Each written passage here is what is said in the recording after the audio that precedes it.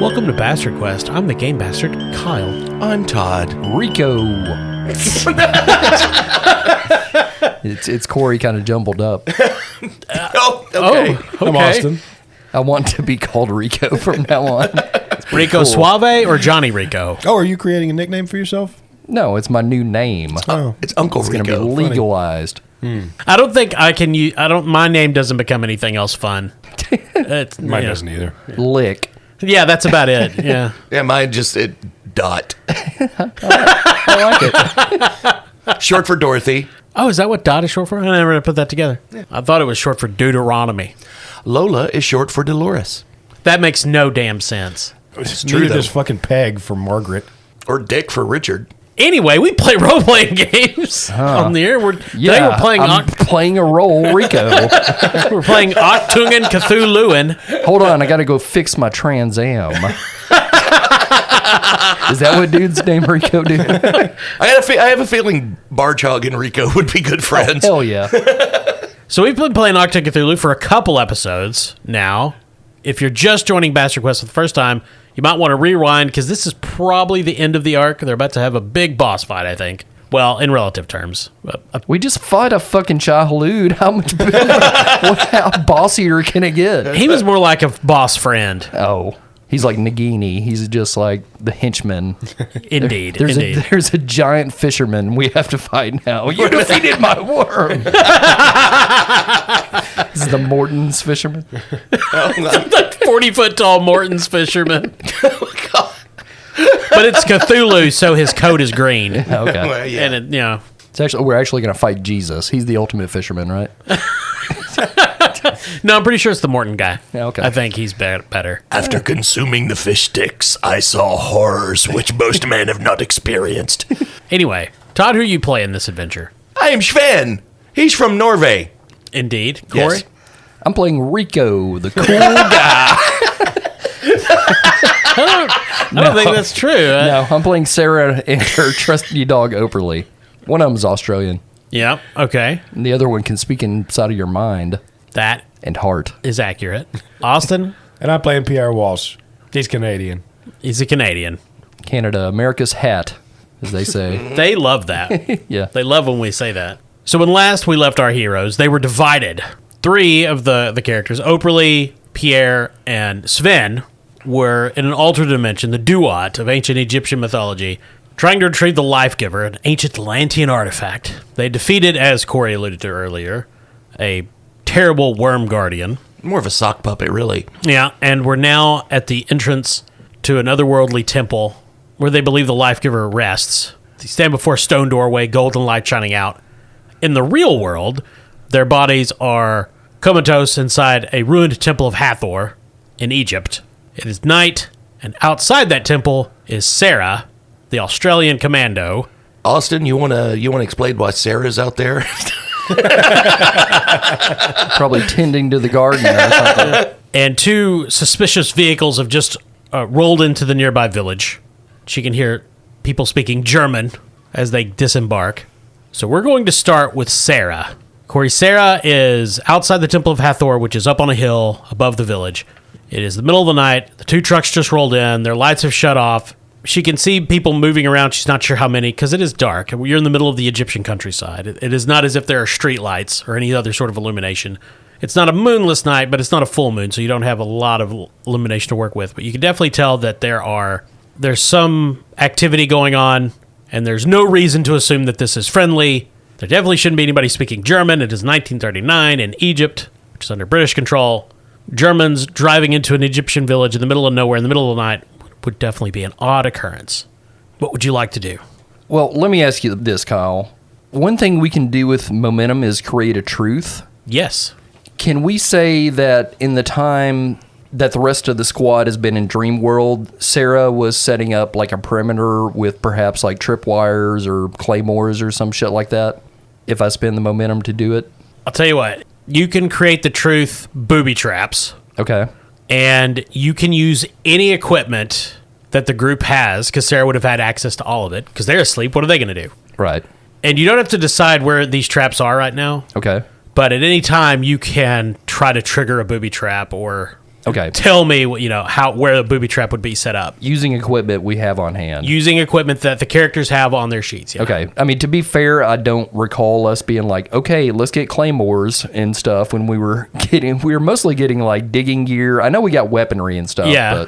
But So Pierre has a few charges of C4 if you want to make use of those. yeah, that's right. Yeah, for sure. I know that Pierre has some explosives. Sven has a flamethrower. Okay. Yes. You all have guns and ammunition. Okay. But yes, you can absolutely have done that. I've got a disguise kit if you want to just be waiting for him. Hi there. We're different explorers. I'm sure Sven still has his mime costume. She's going to dress up like one of the goats of the farmer. Okay, so that is what Sarah has done. Now, that would have been, of course, a flashback. We see Sarah laying all this wire and, I don't know, putting a bucket of water on a door. It's full on some Home Alone shit. Like she's got like a shovel rigged up with a spring on it to smack them when they come in. Paint cans everywhere. Oh, dog food cans. Yeah. You hear this, she hears the sound of a gate on a truck being opened, and so this is 1939, so it's not like they have the handles like we do now on a truck bed. They just pull some pins. The winch. And it clangs open. It takes there's this 45 minutes to lower a truck bed. And then there's this heavy thump as something gets out of the truck, and there's this mechanical grinding and whirring. Oh, fuck. Lights clip on, and she can see this large figure, probably 7 feet tall, trudging out of the village toward her. And she can't make out a lot of details, but it's definitely some sort of German ED-209. Nachtwolf cybernetic shock trooper. Okay. Covered in shit. armor. Blue lights glowing where the eyes should be. Sure. Like they had. Yeah. Yeah. Yeah, well, look, read a history. Shock of blonde hair on top. Sticking out under the helmet. So, in the Duat, Operle, Sven, and Pierre are standing before this doorway into a replica of the Temple of Hathor that is not ruined. And there's light shining out. You enter the temple, and you see a multitude of statues. When you step in, you see 4 statues in each corner of the main room. Each of them is holding a variation of the sun disk in front of them. Now, all of the sun disks that are being held are slightly different and held in different configurations. One is being held straight above, one is held low, one is held to the right, one is held to the left. Choose wisely. Okay, so 4 separate statues, and they're just kind of holding each of them in a different position. Yep, and the sun disk in each is variable. They're not all the same. Yeah. Sven would like to use Bizarre Insight. Okay, and I'll take a threat. Yes? I get to ask the game bastard a question. Okay. Kyle, which one of the 4 is the one we're looking for? It's not the one being held to the right. Far right? Yep. Okay. 2 of the statues are one's holding one to the right, and one's Gotcha. holding one to the left. Okay, so it's right, left, up, down. Yep. Their right or our right? You're right. Got it. The English right. Stage Okay. right? There's actually 6 discs. One is up, down, left, right. Yeah. Okay, well, I've eliminated 1. Okay. Are the statues identical, Kyle? The statues themselves appear to be identical, save for the way their arms are positioned with the discs. Okay, But gotcha. otherwise, they appear to be a fairly generic representation of an Egyptian pharaoh. Now, we're in the dream world. Yes. Everything's wacky. Yup. Are there like compass directions in the dream world, or is there like a north, south, east, and west to us here? What skill are you going to use to ascertain if that is the case? The dog? Yep. Okay. I didn't make your characters. Okay. I mean, I would guess this would be a reason test, and Operle don't need to be doing that. I think this is more a reason and observation. Yeah. Okay, I have a reason and observation of 11, reason of 8, observation of 3. Okay. Beats Operle. Okay, and the question we're asking is whether the directions they're holding the discs correspond to like any compass direction. Yeah. Got an 8 and a 17, so 1 success. They do. The one holding it up is north, down low is south, and east and west are right and left, respectively. Are they all correct in the direction? Like, I would assume the one, if it was correct, the one holding it to the left would be the west. So east and west are correct. North and south are not correct. Is the answer we're looking for here. North and south are incorrect. That makes me think they're not the ones we're looking for. Yeah. Right. And we know the one on the right doesn't matter. Yeah. So So I'm guessing maybe the left?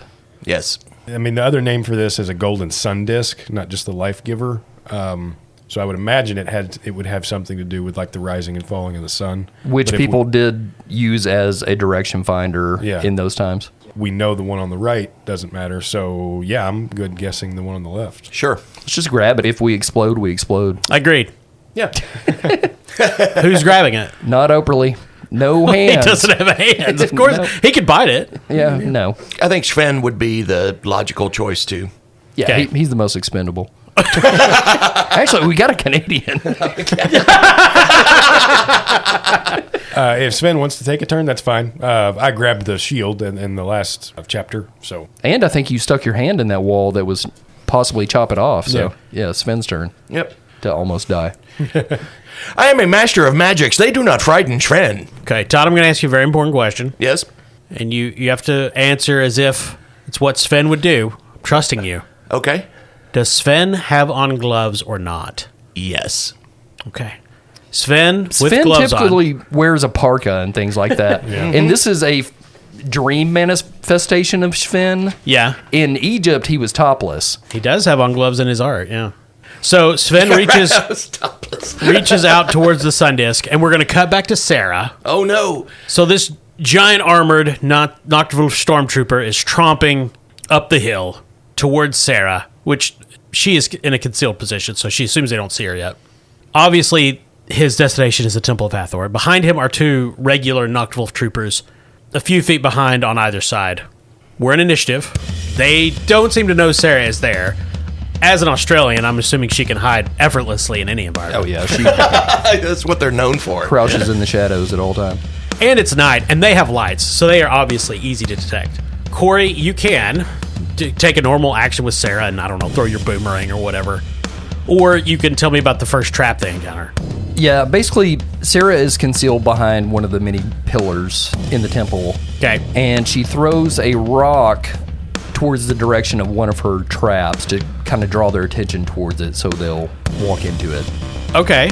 She has athletics as a skill and the attribute coordination, maybe?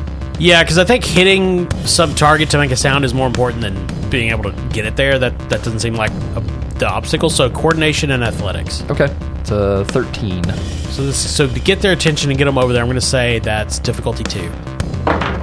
It's a 10 and a 13, so 2 successes. nice. Ooh, right on the nose. What does she hit that draws their attention? A gong. Just a gong in the middle of the field? Right. Wow. Well, no, it's in the temple, right? Oh, I assumed this was like out in the field before they got there, but it could be in the temple, yeah. Well, Oh, I see what you're saying. She's hiding in the columns, waiting till they get in, and then, okay. right. She's got trap set. She's just trying to draw them. And the trap very well may be outside. But It's up to you. The sound is just drawing them in that direction towards Yeah, the trap. so she could bounce it off the columns or the walls or something. Right. Okay, so there's a... Yeah, and- it basically it hits multiple columns multiple times, and the way she threw it and the angle was so good, it's Morse code for this way. So, And then because she's Australian, the rock immediately flies back into her hand like a boomerang. That's correct. so the stormtrooper stops, and you can hear the magnetic whine as his head's and the lights swivel, and you hear the troopers, Hans, what was that? I don't know. It sounded like some sort of enemy. Should we check it out, or should we send Gunther? Gunther's a giant. I don't want to say his name. He might get upset. And this is in German. Okay. So eventually one of them, I will go check it out. Okay, be careful, Eric. You know, it's at times like this when I realize Kyle could do an entire radio play by himself. There's He would- no need for us. No. So Gunther, this Nocturnal trooper, he's got his full face mask on. You can see him creeping. He's got a gun. He's doing the horror movie investigation, the very slow steps, the gun raised. What's going to be around the corner? I don't know. And what trap probably kills him? Yeah, on the other side of an entryway into the temple, Sarah has rigged a digging pickaxe with a spring. Oh, of course. So this trooper, I think I said his name was Gunter. No, Gunter's the stormtrooper, and the two troopers are Hans and Eric. So I don't want to confuse anyone. No, thank you. He's creeping around, and you see him. Oh, I see something. It's just a tool. Ah! Ah! Corey, you can roll damage. Okay. We'll say 5 dice. Sounds good to me. Okay. Okay, just 1 4 there. It's a total of 5 damage. Nice. So the pickaxe swings out and slams into his chest. There's this wet, and he's screaming. Blood is spurting out. I was attacked by a dwarf. No, it's just a cutting trap. Oh, bleeding Hans. And Hans runs over there. Oh, Eric. Bleeding Hans is what he said. Oh, no. I can't do anything. And so the stormtrooper Gunther just pans his head away from them and starts walking in further. And he is searching for Sarah. Cut over to this actual little dwarf scurrying over into another hiding place with his mattock. Yeah, bring it out, guys. He's been here the entire time. We just never mentioned him. So, does Sarah have stealth, I assume? Yes, she does. All right. So she's going to have to evade the Nocturnal Stormtrooper. Okay, would this be agility and stealth? Agility sounds good to me. Okay. That'd be a target 11 for Sarah. So I'm going to spend 2 threat to give him 2... well, actually, I'll spend 3 to give him 2 more d20s. Ooh. Now, he doesn't have observation, unfortunately, but you just need to get more successes than he does. Okay, I'm going to spend a momentum, too, to get an extra die. Okay, if you want, whatever. Ooh, it's a 20, a 6, and an 18. I have not used any of my fortune yet. I'm going to use one Okay. to re-roll that pool. Alrighty. It's a 15, and a 9, and an 8, so 2 successes. Well, I got a 19, a 17, a 16, and an 11. Oh, okay. None of which are successes. All right. So thanks, Jesus. So Gunther, the Nocturnal Cyborg Stormtrooper, is marching in deeper into the Temple of Hathor. Searchlights panning around, searching for you, but we see Sarah scampering nimbly through the dark, and behind it all cries of, "Oh, you were so young, Eric! Don't you die on me!" I love the camaraderie amongst the Nazis in this story. Inside the Duat, the dream world, Sven, with his gloved hands, is reaching for the sun disk. Yes, the one to the left. Just so you guys know, I'm not totally full of shit. As long as whoever attempts to pick it up is both human and making direct contact with the frame, i.e., they are not wearing gloves. Oh, shit. Oh, wow. The depressions in the frame read their prints and deactivates the electrical discharge defense system. Oh, my Holy God. shit. And if Operle would have tried, he would have been fucked, because you have to be human, right? Yeah, you have to be God human. damn. Almost killed the Otherwise- fucking dog, Kyle. You almost killed the dog. I did nothing. So, Todd, I'll let you roll Okay. 5 dice, 5d6s. Fucking, why am I Norwegian? A question every Norwegian asks themselves every day. Apologies to our Norwegian listeners. The slogan of this podcast at all times is "We apologize to all nations." And this series, I think, really puts an exclamation Especially point so. on that. This reminds me of Captain Olaf's Happy Fun Time. Yes, it Yeah. Why am I Norwegian? Why am I eating the antlers as cereal in the morning? That's a Lars von Trier movie. Why am I eating the antlers as cereal in the morning? That's a cereal commercial. Yeah, right. Okay, so I rolled 2 3s and a 4, so those go away, and then I rolled a 5 and a 6. Okay, so you're going to take 2 damage with piercing 1. Do you have armor on? No. Okay, so you just take 2 damage. And does that go under stress or? Yes, I'm sorry, stress. I thought your parka was Kevlar. You take 2 stress, and you are stunned. Gosh, I am stunned. If I don't make it, please tell Flappy I love him. And that is when, from the doorways adjoining this large chamber, 3 blue-robed monks emerge. And one of them, the one that Operle has spotted, tailing them time and again, says, "Thank you, majestic agents, for finding the correct sun disk for us. We shall now be taking it back to our allies in the Nocturne." You guys are at initiative. Sven is stunned. Guess who would be the most powerful in the Dreamlands with his magic? Oh, shit. It would be Sven. Yes. We're going to cut back to Sarah, the Temple of Hathor. So Gunther the Stormtrooper is tromping through the colonnade, the room full of columns. Sarah is concealed, and he is heading straight towards the chamber, or the hallway that leads to the chamber, where Sarah's compatriots are comatose in the duat, astrally traveling, as it were, to use the parlance of famed Kentucky astrologist Edgar Casey. Okay. And right now, all our listeners are going, what the hell is he talking about? Strangely enough, one of the things that Casey was famous for is trying to find the city of Atlantis. Oh, man, that's true. Huh? Yeah. What a psycho. Anyway, what is Sarah doing, Corey? Squatting in Okay. preparation for danger. Okay. So can we say the robot man walks into another Sarah trap? Yeah, absolutely. Okay. Do I need to roll anything? Yeah, I mean, you've got to make some sort of roll, but you can describe the trap and how it works. Okay. Can we say this is coordination and tactics? Depends on what the trap does. The tactics being, and she wasn't really sure this would be a great trap when she made it. Oh, here we go. There's a goose rigged up in the rafters. Rigged above are several jars of Vegemite. Rigged to fall on an unsuspecting German. What I'd like to happen is the Vegemite to like gum up the robot works. Yeah? Tactfully. Okay. I love that Sarah is just, this entire adventure has a rucksack full of Vegemite. At all times. You can't get that. There's one can of Foster's too. Oh, okay. Yeah. Granted, I just assumed that was the case. Yeah. Yeah, this could create a truth like he's slowed, Okay. gummed up the works. Okay. Coordination and tactics is 13. Okay. And she has a focus in battlefield tactics. Would that apply? That is the grossest stretch. She's home aloneing a bunch of Nazis. Not standard battlefield tactics. She would have trained it. Well, it's the Australian military, so maybe. Yeah, well. Yeah, they probably do this all the time in Australia. Now, listen, when you got to put the nails full of tar on the stairs. Sure. Okay. Target 13. Difficulty 2. 2 4s. My tactics is 3, so not quite a crit there. Okay, and so, yeah, there's this multiple smashing sounds as these jars full of Vegemite fall from the sack in the ceiling, smash all over him. Vegemite is running into the seams of the armor, and he has a new condition called gummed up, and you hear him, what is this?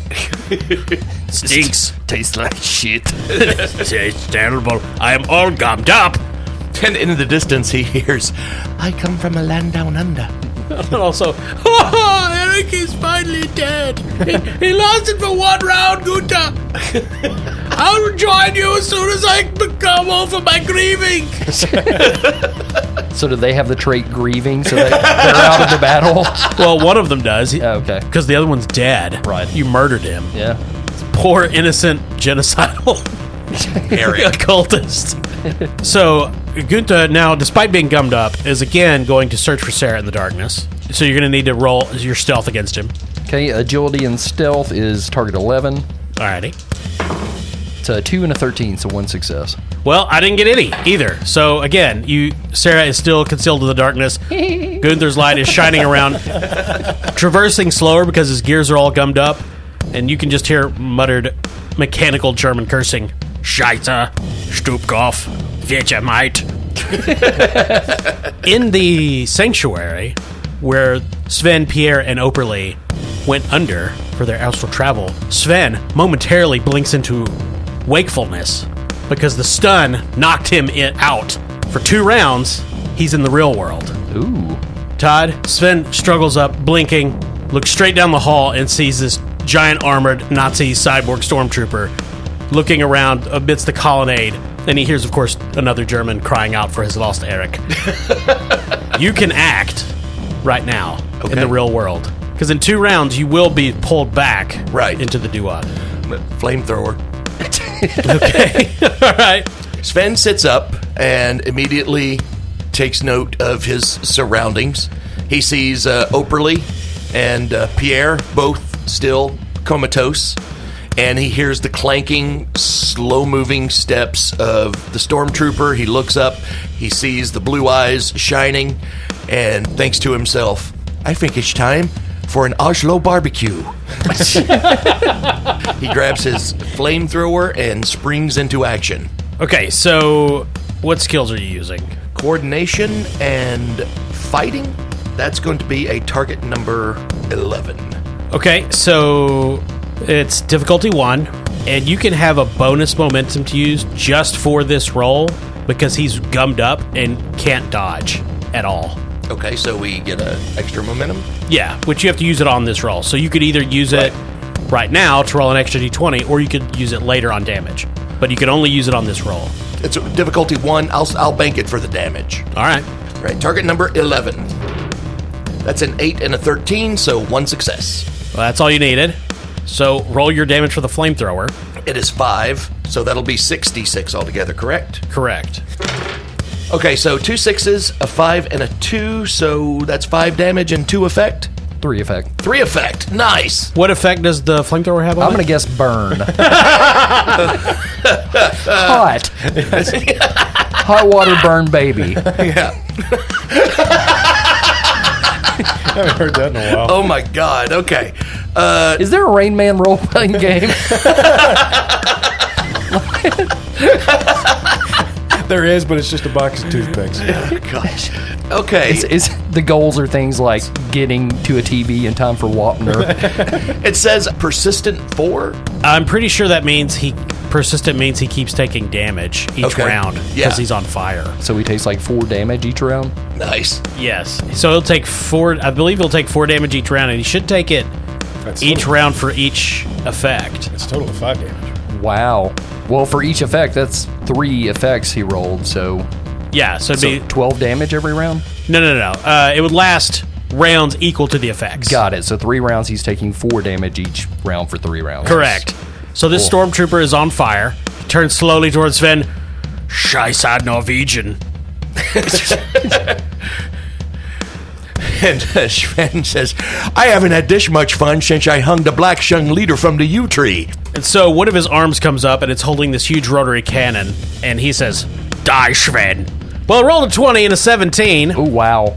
So the cannon whirs, then click, click, click, it's jammed. Well, yeah, the heat from the flamethrower like hardened the Vegemite. So now he's not gummed up, he's caked up.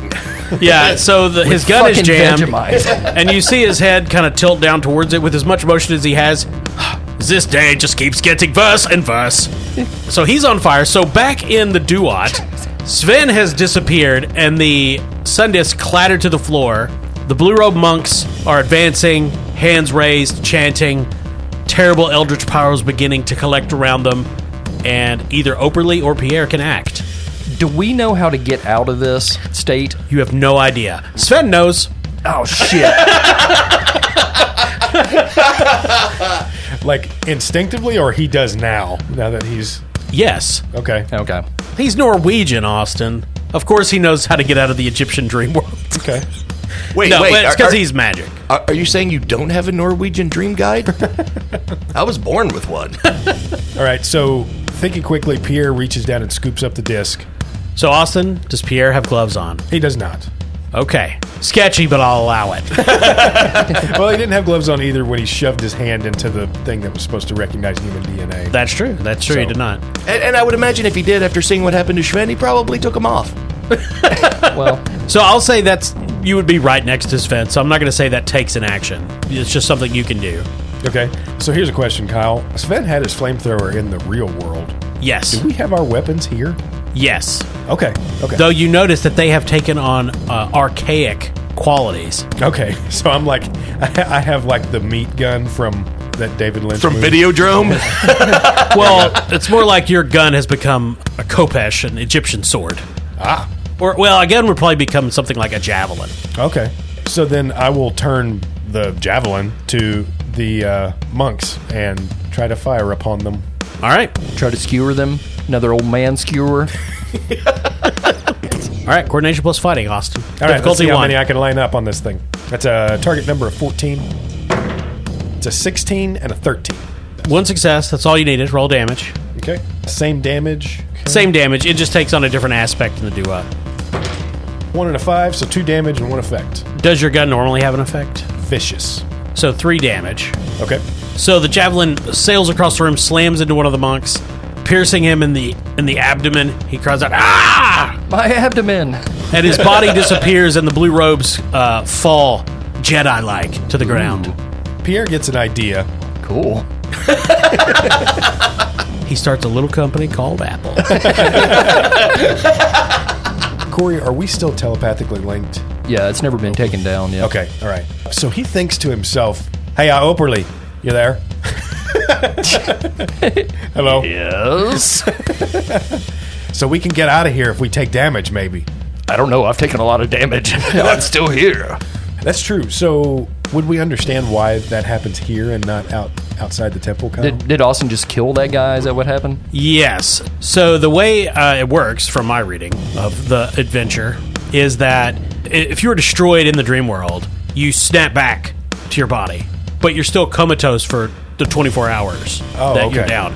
It's a little different for these bad guys because they can enter the dream world willingly. And they're more magic than us. They're way more magic. So if they get knocked out, they're just back. Oh, okay. So that's why Sven was immediately gained consciousness when he went back, because he's magic.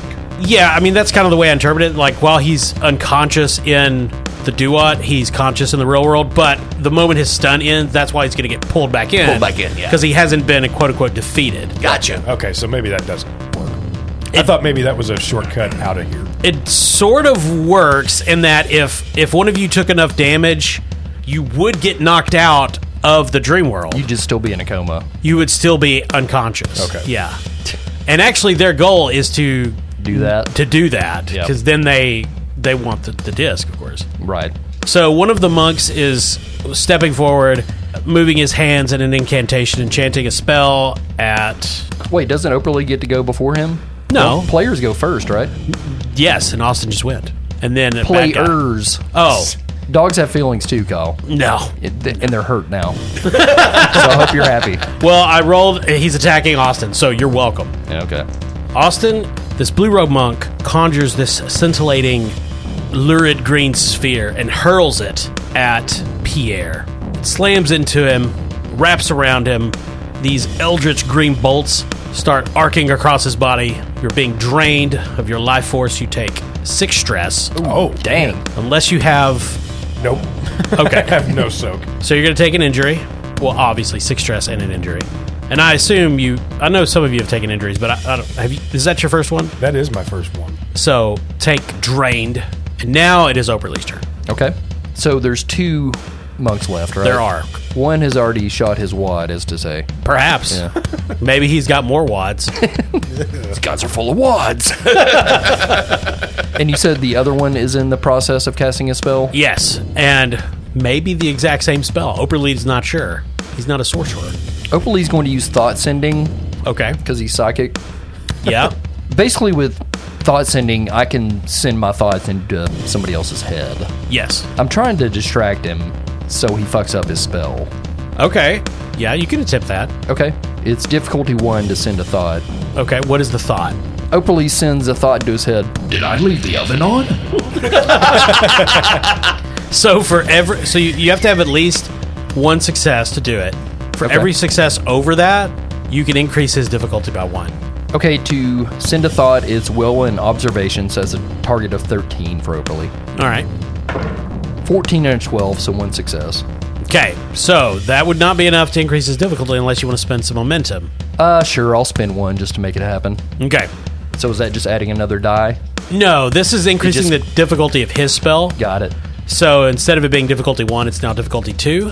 And he is casting it on Operle. Fuck. I rolled a 1 Fuck. and a 6.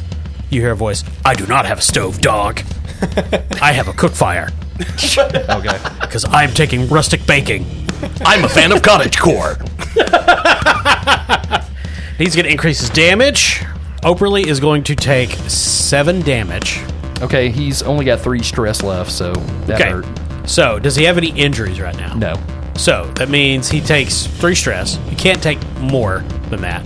He will take 2 injuries, because 1 for taking more than 5, which, no, he couldn't. Okay, so he's only going to take 1 injury, which is going over his stress.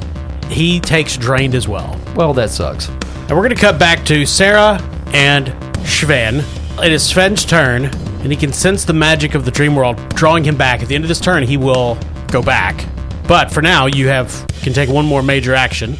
Okay, so he is already going to take 4 damage this round. Correct. I'm thinking lofting a Mills bomb at something already on fire might be cool. Sure. Okay. Yeah. So, Sven is going to throw a Mills bomb. And it would probably make the Vegemite poisonous. Yeah, exactly. Yeah. That's well known. So, I think this is what? Coordination plus athletics for throwing things? Yeah, well, I don't have athletics, so I guess it's just going to be coordination alone. Fair enough. That is a target number of 9, and I rolled an 18 and a 9. So 1 success. I mean, that is all you need. How much damage does the Mills Bomb do? 6. Sven was quite the softball player back in Norway. It's a national sport. Yes, but in Norway, the softball is a gopher's head. See. 2 4s and a 3, but I got a 1, a 2, and a 6, so that is 4 damage, 1 effect. What effect does the Mills Bomb have? Stun. Okay. So there's this ear-splitting explosion. Huge chunks of the stormtrooper are blown off. It stumbles backwards, slams into a column. Dust and debris is falling from the ceiling. It is stunned this round, so it's not going to do anything. The other German trooper, the one with grieving as their new truth. It's okay, Gunther. I don't want to lose you too. He's just planning the wake. He runs forward and is aiming at Sven. So he rolled a 20 and a 2 to shoot at Sven. So this trooper is going to do some damage, but also a bad thing is going to happen to him.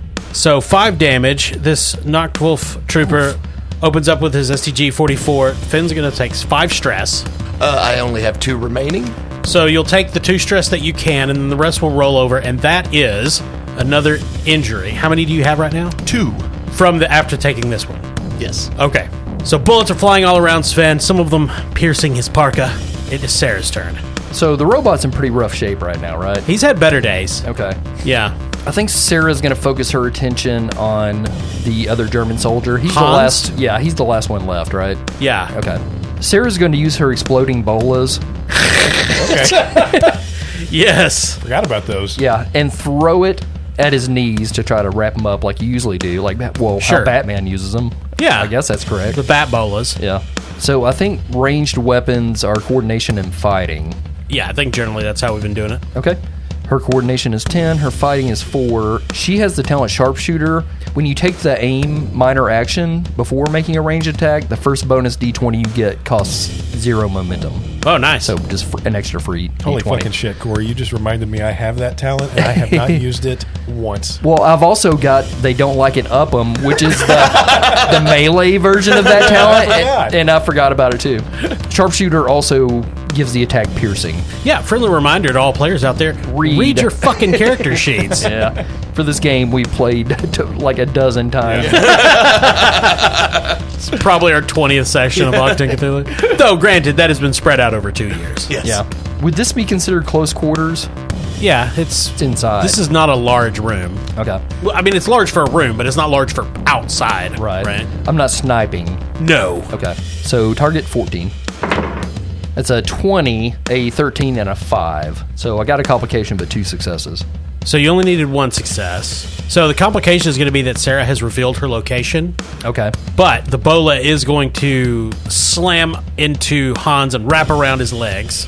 Okay. Now, does it explode automatically, or how does that work? Well, I can use it non-explosive or explosive. Wonder which one he's going to pick. Non-explosive is 4D and snare. Right. Explosive is 6D, snare, and vicious. So he's still tied up even if it blows up. That's right. Okay. Which one? Explosive. Sure. So that's 5 damage, 2 effects, being vicious. I don't remember what that does. Basically, I think it just adds more. It turns the effects into more damage, if I Okay. recall correctly. So it's a total of 7 damage. So Hans' legs are blown off. Yeah. Both of them flying into dark recesses of the room. He falls down, stubs spurting blood. Eric, I'm coming! I'm coming to see you! My grieving has been turned into agony! And Sven, still laughing, says, "They will be eating Wiener Schnitzel in hell." Blood is spewing out. After a minute, he goes, "Oh, and I'm dead." Back in the Duat, Operle and Pierre are facing down the 2 blue robe monks who are advancing, reaching for the sun disk. The lurid green tentacular lightning from the sorcerer's spell has abated. Pierre still holds the sun disk. So do we choose who goes first? Or? Yeah, either of you can go first. Corey, does Operle want to go first this time, since I did last time? Yeah, Operle will go. Operle is going to bite one of them in the face. Okay. Take this, last airbender-looking motherfucker. He's going to use brawn and fighting. Okay, he's going to resist with his brawn and fighting, which I will warn you, they're not very good at. Okay. Operle has a 14 in brawn and fighting and a focus of get him at 3. Theirs is not that good. It's an 11 and a 6, so 2 successes. Okay, well, I got 1 success, so you definitely beat him. Roll your damage. Okay, he's got his metal teeth retainer in, Sure. so that's 5 damage. 4 damage, 3 effects, which is piercing. He doesn't have any armor anyway, but that is more than enough. There's a snarl, a snap, spurt of bone and blood, and then that monk disappears, and his robes fall to the ground. And Operle is left biting nothing. But for a moment, he tasted icky Yog-Sothoth blood. Tastes like grapes, which are poison to dogs. The other is going to try to lunge for the sun disk. He's going to be an opposed test with Pierre. Okay. He's using his agility and his athletics. All right, I'm going to use agility and fighting to parry him and try to actually do some damage at the same time. Well, let's see if you win. Okay, target number 13. I'm going to spend a momentum here.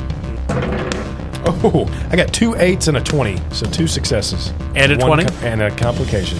So you definitely beat him. He rolled no successes. So if you want to spend those momentum, I'll let you roll damage on him right now. Okay. Yeah, I will spend those, and let's see, how do I do hand-to-hand damage? I mean, you can just try to slash him open with the sun disk if you want. So not only does he kind of parry the lunge, but he kind of judo twists the monk's arm around and flips him over and takes the sun disk and proceeds to start to slash at him with the edge of it. So Pierre swings the sun disk up to try to hit the cultist. The cultist steps back. But Now take that, you hoser. For a moment, the sun disk is locked between them with its facing towards the cultist, and he locks eyes with it, and he's staring, and he starts to shake, and you hear some words from far away in a language you don't understand speaking, and the cultist begins screaming, clawing at his face, and then he explodes. Oh. He doesn't disappear. His body explodes and spreads red-gray mist, blood splatter across the back of the walls, and you get the idea that this guy didn't go back to the real world. Oh, And I thought this thing was called the Life Giver. That's But fucked up. Thanks to his 20, Pierre is going to take another injury called traumatized. Back in the real world, Sven blinks out of existence, pulled back to the Duat.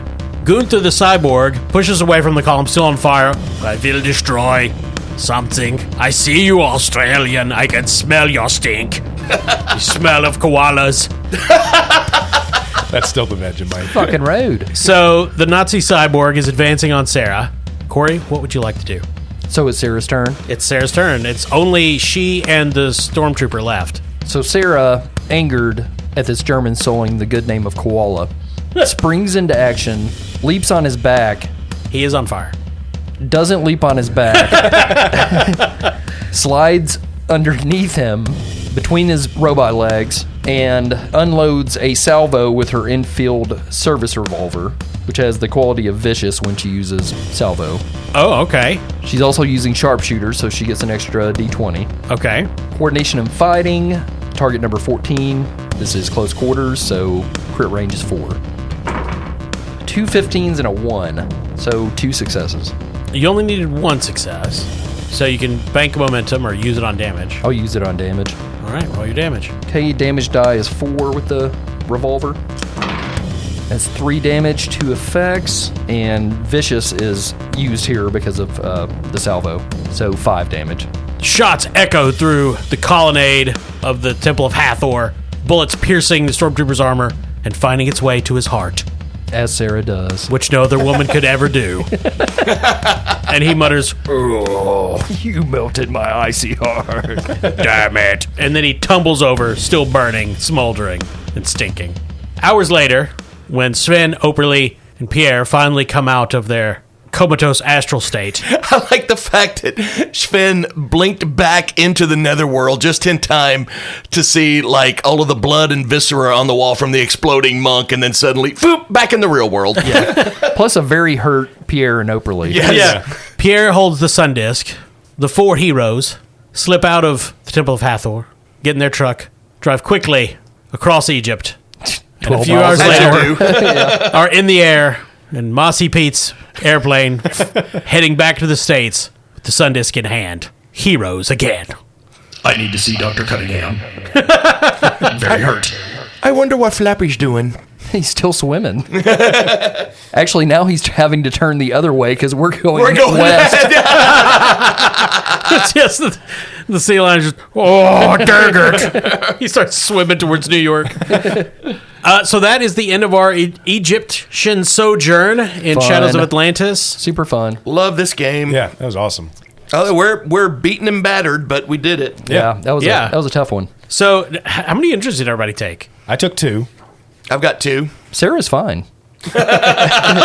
She took no stress, no injuries. Operle, on the other hand, got banged up pretty bad. Yeah. So there are 5 more adventures in Shadows of Atlantis. Wow. I'm down. Which we'll definitely play a few games in between, whichever the next one is. However, sure. You have some options. You could go to Nepal, India, Persia, or British Honduras. Oh. What do you guys think? I don't know. In Nepal, Sven might start to feel a little more at home. Yeah, I was about to say we could go straight from desert to mountainous snow. Yeah. Turns out Nepal's actually a desert. Yeah, common misconception. Really? Yeah. Very low altitude. Jeez. So, I mean, you could go to Nepal. That could be our next stop. Let's do it. Sounds good. Now, will we be playing all 5 of those, or with this being kind of a choose your path, are there some we're gonna? I'll have to reread them. I think there's. I know you'll play most of them. I think there might be one of them that you don't have to, depending on the choices you make. I think in Sven's mind, going to Nepal, he's very excited to meet the Dalai Lama, which he actually thinks is a magical llama. A doll of a magic llama. Could be. We'll see. I'm sure it will be a completely historically accurate Nepal. There won't be any rednecks. No, not at all. Alrighty, well, man, I do like ACHTUNG Cthulhu. Yeah. One of my Super faves. fun. I love the game, and these are some of my favorite characters we've created. I like it a lot. Yeah. Definitely. And I have to recommend Shadows of Atlantis. I've never been a huge fan of written campaigns. This one has impressed me. The book's well written. It's a cool story. Yeah, got some great art in it. Oh, yeah. Cool story, easy mechanics. I mean, it's great. 2D20 is awesome. I love it. First of all, we would like to thank all of our patrons. Thank you so much for your continued support. I hope we're worth it. And we try to feature Patreon members whenever we can. Of course, Operle is a Patreon member, and he's the dog. We'd like to thank Hans and Eric and Gunther.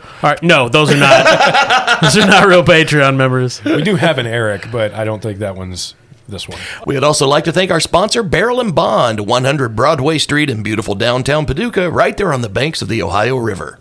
You have to go into a doo-wah to pee. You only get a limited amount of time before you blink back out. Yeah. And also, if you are a fan of RPGs, and God, why would you be listening to this if you weren't, and you need some good dice, we recommend NorseFoundry.com. Norse Foundry, they make dice out of everything you can imagine. Again, not true. Mostly metal. Yeah. And Coming soon, Vegemite dice. Gross. it's Marmite. It's not. It's not Vegemite. That's totally wrong. Yep, and if you put in the discount code CHAM at checkout, CHAM, you get 10% off in the most bastard way possible. Absolutely. And they do have really pretty dice. And if you're, they're amazing. Like we are, middle-aged, and you don't know what to spend your money on because And you can't. sad. It's sad, and you can't go out anymore because you're old. Yep. Buy dice. It's true. Have a reasonable midlife crisis. Yeah. Don't Yeah. get a car. That's stupid. Yeah, just get some nice dice. Yeah, get $50,000 worth of dice. Yes. You know.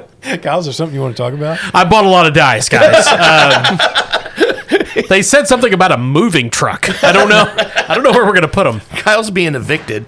At 20,000 D6s. That's the only reason we're recording in the basement. It's because upstairs is full. Yep. It's just dice. A bunch of D4s. It was a bad choice. Dear Lord. Kyle dives into them like Scrooge McDuck.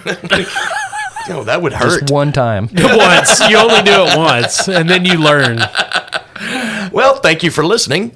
Yeah, we appreciate it. And if you want to check us out on social media, we're on all the usual suspects. Yeah, and if you don't mind telling your friends about the show, if you got some idiot friends that might like this, and give us a rating and all that stuff on whatever you use, Spotify, Apple, what have you. Yeah.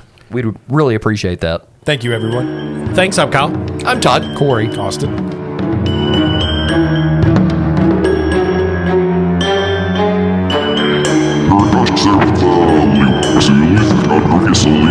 Nei, nå er det for travlt. Grønlig,